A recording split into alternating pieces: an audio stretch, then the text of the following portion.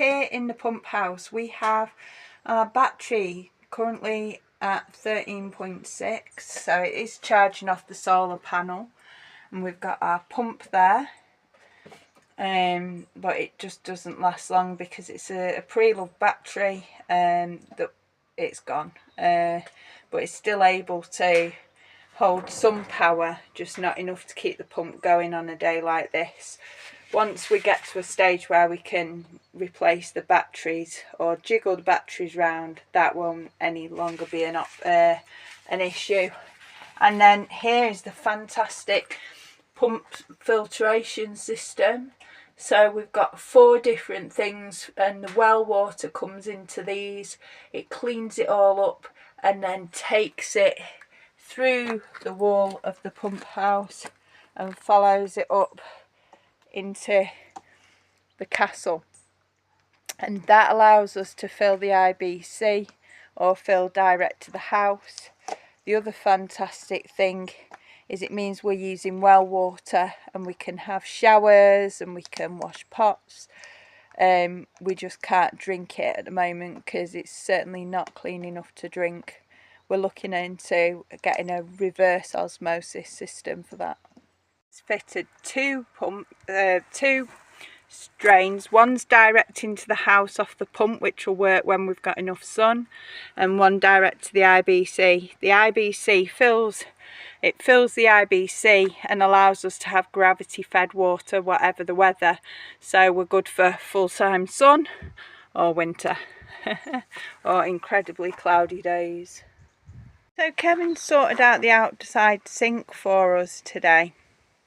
Unfortunately, I messed up getting the tap, so he's took the tap for the outside sink, put it on the inside, which means that our hand washing barrel still stands, but everything's in place ready for when I get that tap. So we've got our water catching stations ready to collect the water and take it inside. So now outside the front of the house is cleaned up, apart from water catchment collections and of course Pause's bowl. Just coming on inside now, just turn off the cooker. As you can see, we have a really cool tap, and it works on both hot and cold. Hot and cold. There's not much pressure at the moment because of the weather. I've had to turn the pump off. That's my thing because there's no battery power. So we've got a clean sink that works with a tap, and of course the water heater, which is awesome, but it is quite a high power, so we're not able to have that on in weather like today. As soon as the sun comes out, we're going to put it back on again. So we've got warmish water, but we can't help the weather. So then in here in the bathroom, can you see the difference, folks? No more bottles for pump stations and for showers, and we've got water at the sink, cold and hot water. And then here we have the shower, and no more USB shower, no, because the shower is now hot and cold water, and that keeps everything nice and working order. So we'll be able to have warm showers as long as the sun allows it. Kevin Souter, the off-grid plumber, who has done an amazing job over the past couple of days.